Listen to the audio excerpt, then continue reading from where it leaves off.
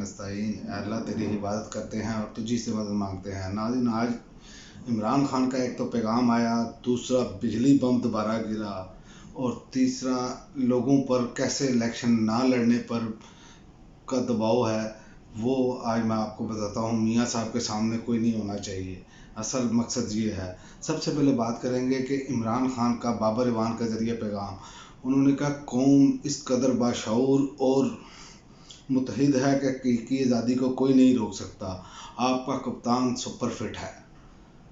Wicket उठाकर भागने वाले क्या इलेक्शन लड़ पाएंगे? तो ये एक सवालिया निशान है। और दूसरा, उन्होंने जो इज़हार ख्याल किया था द इकोनॉमिस्ट में, उसमें भी ये बात सामने आई कि उन्होंने कहा कि पाकिस्तान का इलेक्शन एक मजाक साबित हो सकता है। मेरी पार्टी को गैर मुनसिफाना तौर पर तोड़ा गया और हर किस्म का हरबा इस्तेमाल किया जा रहा है और गला घोंटा जा रहा है। तो इमरान खान ने सवालिया निशान भी उठाए, लेकिन फिर भी लोग विकेटें उठाकर भाग रहे हैं। वो क्या हो सकेगा? और दूसरा कि बिलावल साहब कह रहे हैं मैं लाहौर से इलेक्शन लड़ने आ रहा हूँ, तो किसी में हिम्मत है तो मेरा मुकाबला करे। ऐसा कॉन्फिडेंस पाकिस्तानियों आपने ये देखना है कि किन किन लोगों में है। वैसे मैंने ऐसा कॉन्फिडेंस देखा नहीं है। जिनको एक हल्के में 5,000 या 6,000 से ज़्यादा पंजाब से वोट नहीं मिलता, ख़ासकर लाहौर से, वो कह रहे हैं किसी में हिम्मत है, क्योंकि मर्ज़ी की फील्डिंग सेट हो चुकी है। लेकिन उसके बावजूद टांगें भी कांप रही हैं, और बल्कि कांपे टांग रही हैं इनकी। और दूसरा एक और है कि मान सहरा से सना सबीर को मुस्लिम लीग नून के गुंडों की धमकियाँ, और उनका वीडियो पैगाम ये जारी हुआ है जो कि सोशल मीडिया पे गर्दिश कर रहा है। उन्होंने कहा इलेक्शन धमकी क्या दी है, इलेक्शन से पीछे ना हटी तो जान से हाथ धोना पड़ेगा। लेकिन खातून टट गई हैं।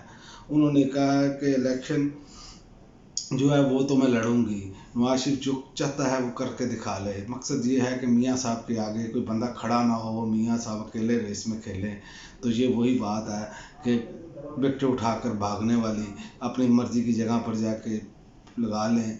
तो ये जो हथकंडे इस्तेमाल किए जा रहे हैं, इससे तो अवाम में मज़ीद गुस्सा बढ़ेगा, नफ़रत बढ़ेगी, और वोट जो है वो आपके एंटी ही पड़ेगा, चाहे आप जितना मर्ज़ी ज़ोर लगा लें। और दूसरा, आपको ये भी समझ आ चुकी होगी अब ये सारी हरकतें देखकर कि इलेक्शन कमीशन की कागजात नामजदगी मुस्तरद करने की कारकर्दगी जो है, उससे इंतज़ामिया से आर.ओ. लेने की वजह समझ आ गई होगी कौम को कि ये इंतज़ामिया से आर.ओ. क्यों लिए इन्होंने।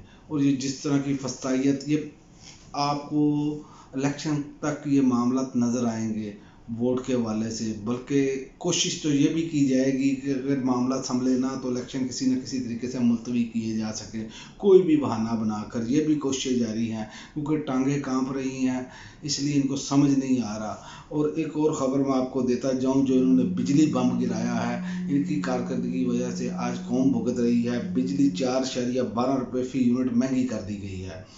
और नून लीग और पीपल्स पार्टी के लगाए कारखाने पाकिस्तानियों के गले का तोख बन चुके हैं, क्योंकि ये इन्हीं लोगों ने कमीशनें खाकर, इन्हीं लोगों ने मुआहदे किए थे। जो बिजली हर रोज़ महंगी होती है, और आज आप देख लें कि सर्दियों में लोड शेडिंग भी है और बिजली भी इतनी महंगी है, वो भी नहीं दे पा रहे। लेकिन कह रहे हैं मैशत बहुत तरक्की कर रही है, मैशत की कमर टूट चुकी है। जब आप के मुल्क में एनर्जी क्राइसिस होगा तो सनतें कहाँ से चलेंगी, संतों का पहिया कहाँ से चलेगा, एक्सपोर्ट कहाँ से होगी। और महंगी इतनी कर दी गई है कि आप दुनिया के साथ मुकाबला ही नहीं कर सकते। तो ये वो चीज़ें हैं जिनकी वजह से कौम इनसे नाराज़ है। लेकिन ये ऐसे जिसे कह सकते हैं कि ढीठ हैं, इस बात को समझने के लिए तैयार नहीं। ये सिर्फ ये समझ रहे हैं क्योंकि ताकतवर लोग या ताकतवर हल्के जो हैं, फैसला साज जो हैं, वो इनके साथ खड़े हैं, तो वोट भी इनको डल जाएगा और आराम से मैनेज भी हो जाएगा। क्योंकि बहुत सारे दानश्वर जो हैं वो नवाज शरीफ को मसीहा साबित करने की कोशिश करते हैं, और जरदारी साहब को मसीहा साबित करने की कोशिश करते हैं, फजल रहमान को मसीहा साबित करने की कोशिश करते हैं। ये इन्हीं की हुकूमतों की कारकर्दगी है जिन्होंने ये कारखाने लगाए बिजली के। तो आज कौम इनकी जान को रो रही है। बिजली का बिल वो नहीं अदा कर पा रहे। गैस है कि जो 200 रुपये बिल आता था लोगों को, वो 2-2 हज़ार आ रहा है।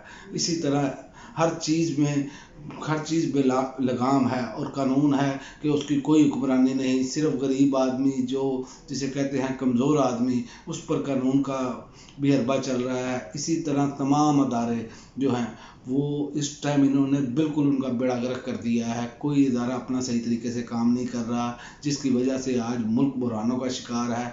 और हर बंदे को, क्योंकि इन्होंने मुस्लिम लीग नून और पीपल्स पार्टी ने एक काम किया है, इन्होंने हर अदारे में करप्ट लोग शामिल कर दिए हैं, जिसकी वजह से आज मुल्क का जो सिस्टम है वो जाम होकर रह गया है। लेकिन अब ये चाह रहे हैं कि कौम को वोट का हक भी उस तरह ना मिल सके, कौम के नुमाइंदे उस तरह भी ना सामने आ सके, जिसकी सबसे बड़ी मिसाल आपके सामने इलेक्शन कमीशन इस टाइम सूरतकार बना हुआ है और पूरी कोशिश कर रहा है कि तहरीक इंसाफ किस तरीके से आउट हो जाए। याद रखें, ये 14 जमाती टोले के साथ, ये तमाम जमातों के साथ टक्कर ली तो तहरीक इंसाफ ने ली, इमरान खान ने ली। और मर्द मुजाहिद आज भी डट कर खड़ा है और कह रहा है मैं सुपर फिट हूँ, कौम भी मुतहद है, इलेक्शन हम जीतेंगे। इसे कहते हैं कि अल्लाह पर भरोसा। और दूसरी जानिब जो बंदे गिद्दड़ बकरियाँ चला रहे हैं वो आपके सामने है, बिलावल साहब का बयान आपके सामने है।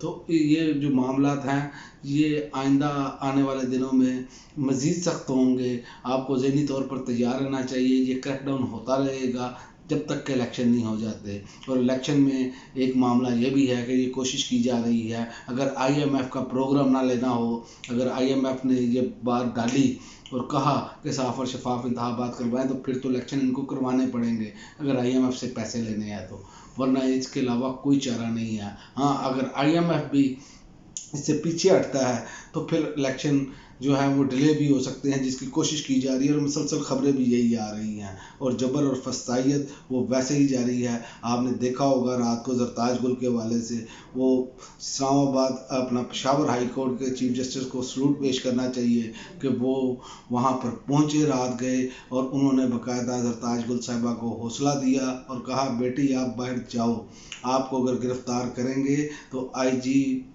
KPK और चीफ सेक्रेटरी से मैं खुद निपट लूँगा।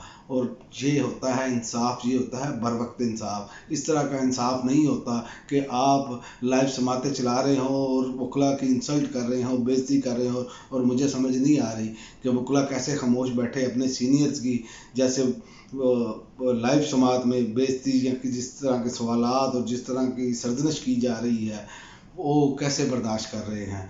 क्योंकि एक चीफ जस्टिस साहब, सिर्फ उनका ही रवैया जो है वकला के साथ इस तरह का है और जो हुकूमती वकला आते हैं उनके साथ उनका रवैया बिल्कुल अपोजिट है।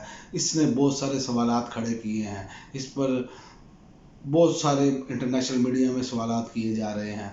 लेकिन आप देखें कि आइंदा आने वाले दिनों में अगर ये मामलात इन्होंने भी इसी तरह किए तो इनके ख़िलाफ़ भी लोग ऐसे ही जहर उगलेंगे जैसे बाकी लोगों के ख़िलाफ़ नफ़रत बढ़ चुकी है। चीफ जस्टिस साहब को ये सोचना चाहिए कि वो अपने रवैये में, क्योंकि वो जिस ओहदे पर बैठे हैं उनको सबको एक ही तरीके से सुनना चाहिए कि बजाय इसके कि वो लोगों की सरजनिश करें, तुमने सरदार क्यों लगाया, इमरान रियाज कौन है, हम किसी को सिक्योरिटी नहीं दे सकते।